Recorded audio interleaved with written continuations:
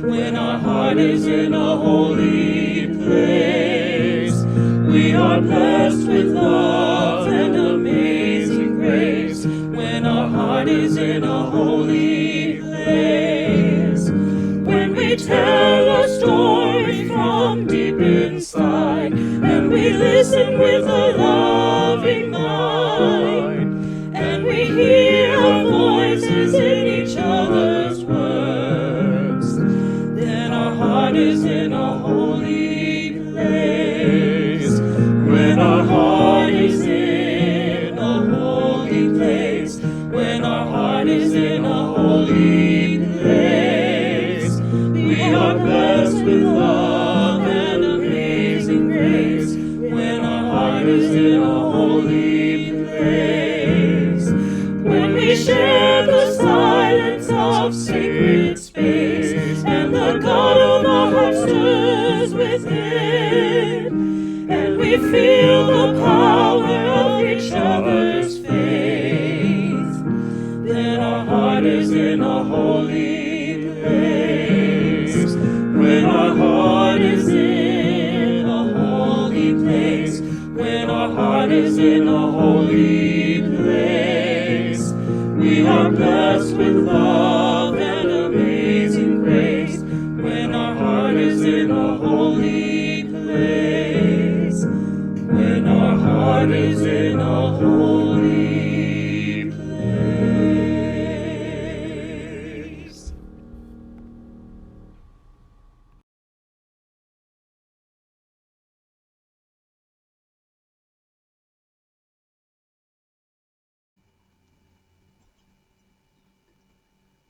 Our words of prayer this morning are by Audette Fulbright Fulson. Did you rise this morning broken and hung over with weariness and pain, and rage tattered from waving too long in a brutal wind? Get up, child. Pull your bones upright, gather your skin and muscle into a patch of sun. Draw a deep breath into your lungs. You will need it, for another day calls to you. I know you ache.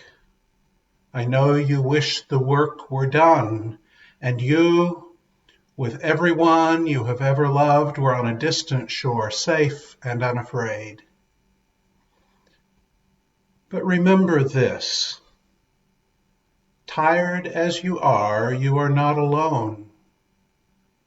Here and here and here also there are others weeping and rising and gathering their courage. You belong to them and they to you, and together we will break through and bend the arc of justice all the way down into our lives.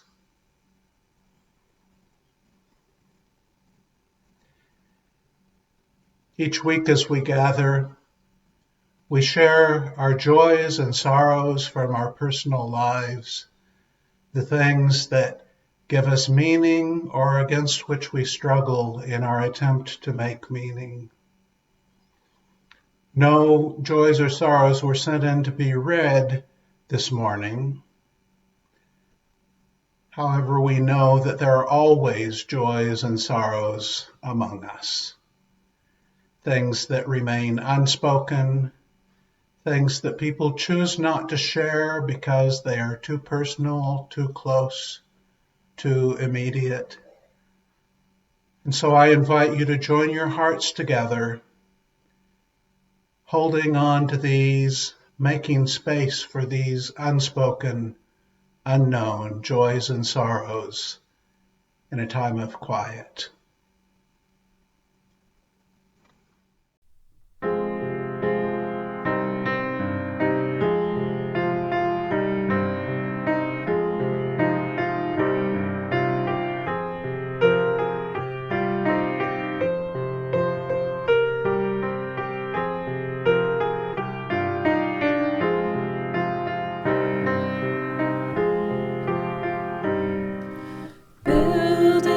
Bridges between our divisions. If I reach out to you,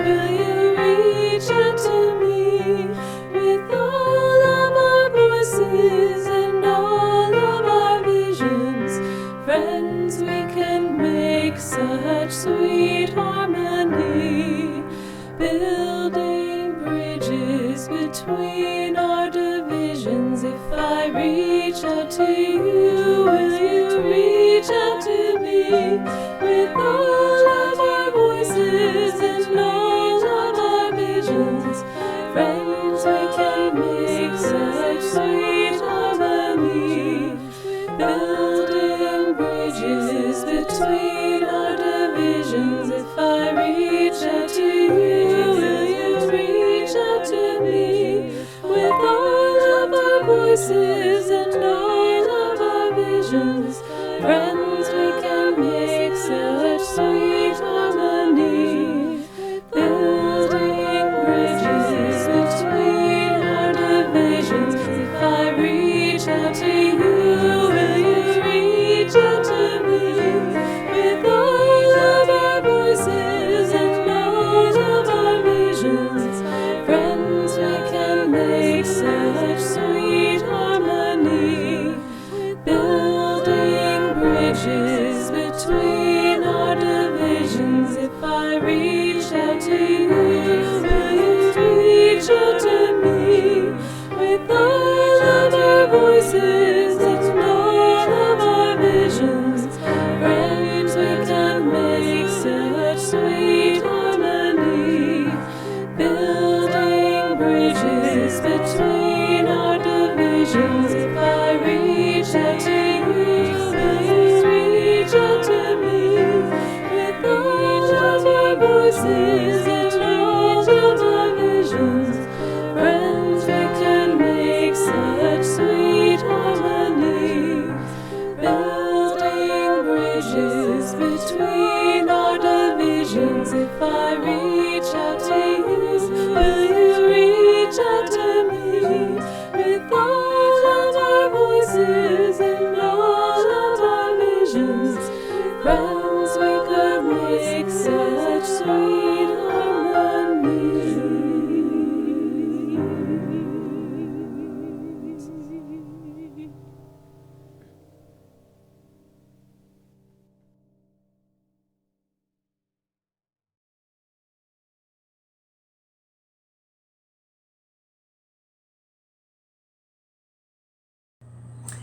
I pledge allegiance to the earth and all life, by Vern Barnett.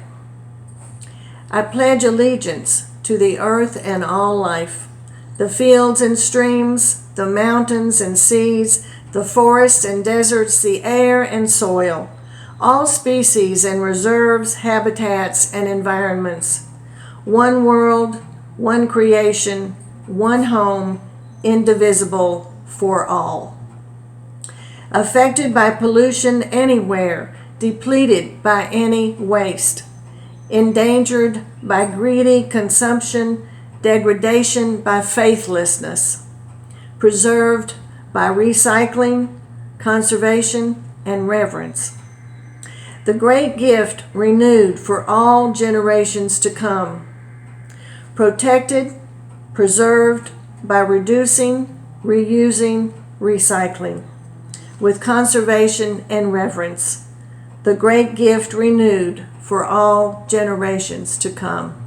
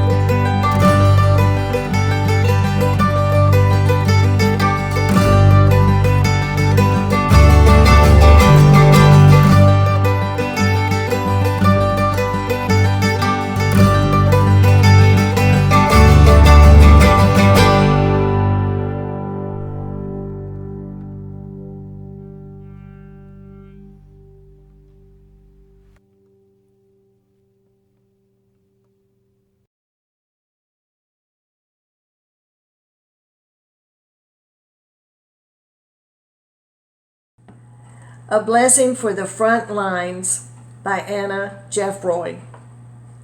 Oh, you rebel, you queer and wayward child, you abandoned and listless, you angry and forgotten, you brown and black and indigenous, you homeless and impoverished, you dreamer, you warrior. You are not alone here. You have never been alone. Not in this place, not at this time. Not in the whole of history. There have always been ones like you. There will always be ones like you. We have always fought in the papers, in the streets, with paint cans and pens, through tear gas and water cannons. In your armor inadequate, in your fear and your rage. You have never been alone. Plant your feet like the 1,000-year oak. Scream like the ghosts of your ancestors. Light your hearts on fire with the ashes of all the dead sons.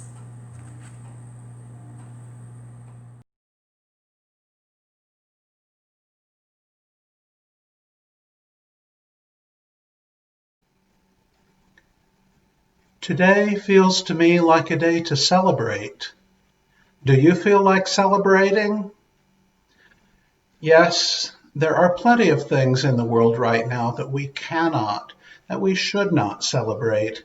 And among them is the huge increase in new cases of COVID-19, especially in Arizona, Florida, and Texas. A surge surely brought on by states and individuals that consider personal liberty or social life or economic life more important than public health and the well-being of the whole community. We can't celebrate that, but we still have a victory that deserves our celebration. A week ago on July 5th, Dominion Energy and their partner Duke Energy announced that they have abandoned the Atlantic Coast Pipeline project and are selling off their natural gas transmission and storage business.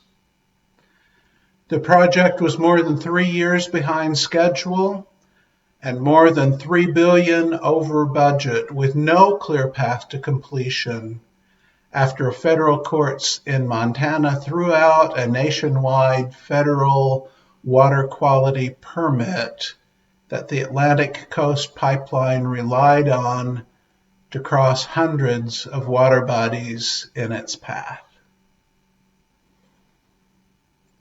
Among the reasons that had been put forward in favor of the pipeline, the main one was our current dependence on fossil fuels. Until that addiction is outgrown, or until we are in stable recovery, or until fossil fuels are not needed because of an abundance of new renewable energy sources at affordable prices, our fossil fuels still have to come from somewhere. That was the big argument. Among the reasons against the pipeline, well, there are so many. Among them, the use of eminent domain to force private owners to sell their land not for public good, but for the private enrichment of Dominion shareholders. Among the reasons against the pipeline was the routing of the pipeline through areas where those greatest affected were poor people. And anytime poor people are disproportionately affected because of the history and policies over time in our country, people of color are even more disproportionately affected. Those with least power faced the greatest negative impact. And in one particularly egregious case, though not the only one, at Union Hill, Virginia, a historic African American community founded by those who, at the end of the Civil War, were no longer enslaved. Among the reasons against the pipeline was the statistically too high risk of explosions from leaks too close to where people lived. Such events are inevitable given the terrain and the technology. And last but not least, on this very partial list of reasons never to have tried to build the Atlantic Coast Pipeline, the pipeline was routed over hundreds of waterways and bodies of water with a technological inevitability of degradation of water quality. Rick Webb, a retired environmental scientist who lives in Highland County, was quoted in the News Virginian as saying of Dominion, "They should have known better. It was a bad idea from the beginning. Dominion, with its ill-conceived project, has done a lot to strengthen the environmental community in the region. Thank goodness for that." It is indeed an objectively good thing that has happened, this abandonment of the Atlantic Coast Pipeline project, and the struggle that brought us here. I certainly don't know all the activism on the issue that members of this congregation have engaged in, but Linda Chalice, as a member of the activist group Reclaim Augusta, has been a constant presence in the struggle to defeat Dominion's pipeline hopes. Reclaim Augusta has used our fellowship hall for informational meetings and documentary showings. AJ and Adrian Young, as leaders of the local Poor People's Campaign, have also been active against this project against poor people. And they led the kickoff of the local chapter of the Poor People's Campaign in our fellowship hall. RISE, which we have been involved with since its beginning, has also taken a stand against the Atlantic Coast Pipeline and co-hosted events to raise activism and awareness against the pipeline. And I am sure plenty of you and our friends in the community have been active in the struggle to defeat this project. So let us celebrate a moral victory that we have some participation in, a victory that is very local as well as regional and nationwide in its interdependent scope. On the day the article about Dominion's giving up on the pipeline appeared in the News Virginian, other stories were in the national media about a federal judge ordering owners of the Dakota Access Pipeline to halt operations while the government conducts a full-fledged analysis examining the risk that pipeline would pose to the Standing Rock Sioux tribe. The court decision delivered a hard-fought victory to the tribe, which has been engaged in a high-profile struggle against the Dakota Access Pipeline since 2016. Unitarian Universalist activists across the country have taken the side of the water protectors since the beginning of that pipeline dispute. A dispute, again, which favored private enrichment over the ancient property rights of indigenous peoples, while also severely risking the water safety of an entire region. That story is not absolutely finished, but activists have achieved a victory for the environment and for indigenous rights, and the court's requirement of a full-fledged analysis could take multiple years to complete. maybe that pipeline too will be abandoned. As daunting as it seems, standing up to amoral big business, if properly coordinated and based on the moral claims of the people, still has the possibility of winning. So let us voice our commitment to environmental justice as expressed by these words of former UUA President Bill Schultz. Regardless of our differences, there are a host of affirmations that we embrace as the basis for our faith. Whatever we think the holy may be, creation itself is holy. We make no distinctions between the natural and the supernatural, the secular and the sacred. We simply cherish the earth and all its creatures, the stars in all their glory. Life's gifts are available to everyone, not just to the chosen or the saved. Only human artifice or blind ill fortune can separate us from the source of our blessings. That which is divine, precious, or profound is made evident not in the miraculous or otherworldly, but in the simple and in the everyday.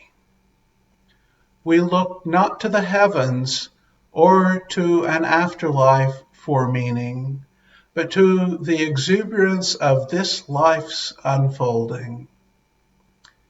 Human beings themselves are responsible for the planet and its future. Social and environmental justice is our religious obligation. The future is never fated. Every one of us is held in creation's hand. We share its burdens and its radiance. Hence, strangers need not be enemies. The earth is our cherished home, all its inhabitants our companions. Though death confronts us all, we love life all the more, perhaps because we lose it in varying ways and times. An honorable and impassioned life may not deny death its due, but it can surely deny it its victory. Let our benediction then this day be these words of Denise Crawley. Love our earth. Take action to consume less, use less energy, respect water, and be cooperative, collaborative, and creative in community with each other and all the world, like the moss and like the mushrooms. Our children's lives depend on us. Amen, and blessed be.